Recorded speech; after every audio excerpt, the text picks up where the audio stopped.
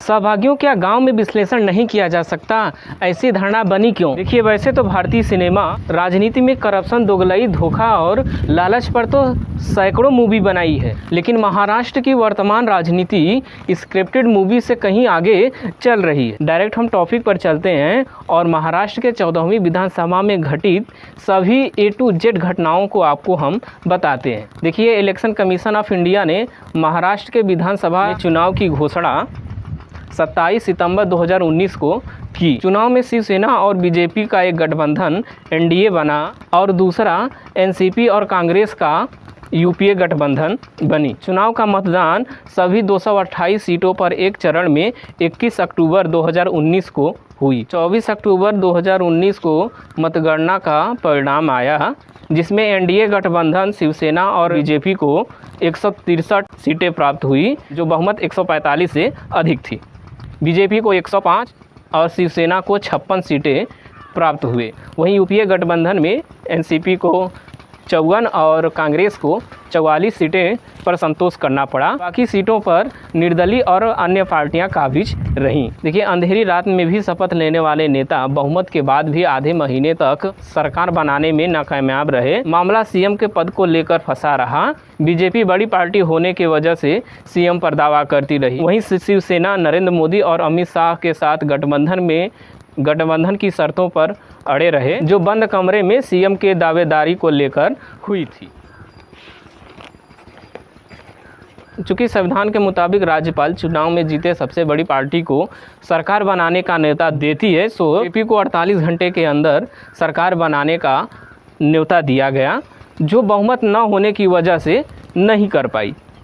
बाद में शिवसेना को 24 घंटे का समय मिला। इसके बाद NCP को 24 घंटे यानी 22 नवंबर 2019 शाम 8:30 बजे तक का वक्त दिया गया। लेकिन इससे पहले राज्य में शाम 5 बजे राष्ट्रपति शासन लगा दी गई और मामला राज्य में धीरे धीरे गड़बड़ाने लगा। महाराष्ट्र में इससे पहले 12 फरवरी 1980 और 28 सितंबर 2014 को राष्ट्रपति शासन 2 बार लग चुकी है। महाराष्ट्र के राजनीति में भूचाल तब मच गया जब 22-23 नवंबर 2019 के रात के अंतिम पहर को राष्ट्रपति शासन हटाकर सुबह 7:30 बजे देवेंद्र फडणवीस और NCP से बगावत कर अजित पवार डिप्टी CM का शपथ ले लिए। ये घटना इतना तेजी से हुआ कि देश के बड़े बड़े नेता अचंभित हो गए।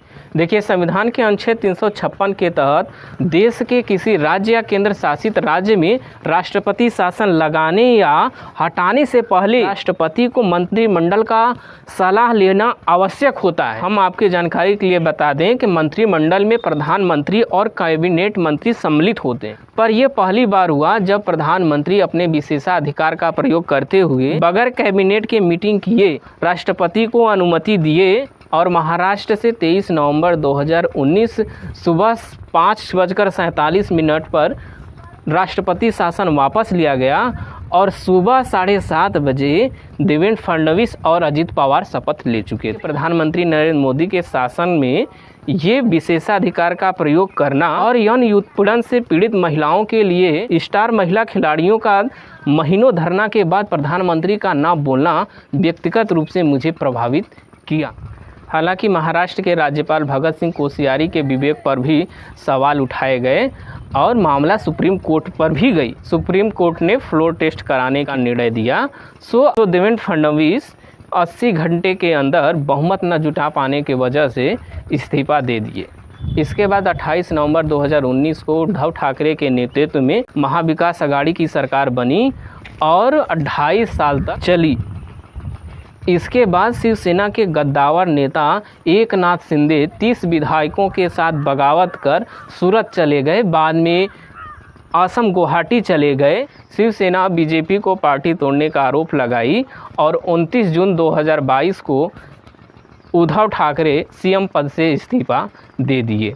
30 जून 2022 को बीजेपी के साथ मिलकर एकनाथ शिंदे बागी 30 विधायकों के साथ नई सरकार बना लिए, जिसमें एकनाथ शिंदे मुख्यमंत्री और देवेंद्र फडणवीस उप मुख्यमंत्री का शपथ लिए।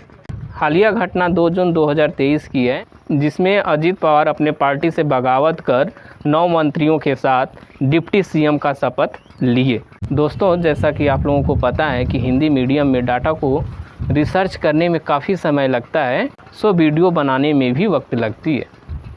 आप लोगों से रिक्वेस्ट है, वीडियो को लाइक और शेयर करें।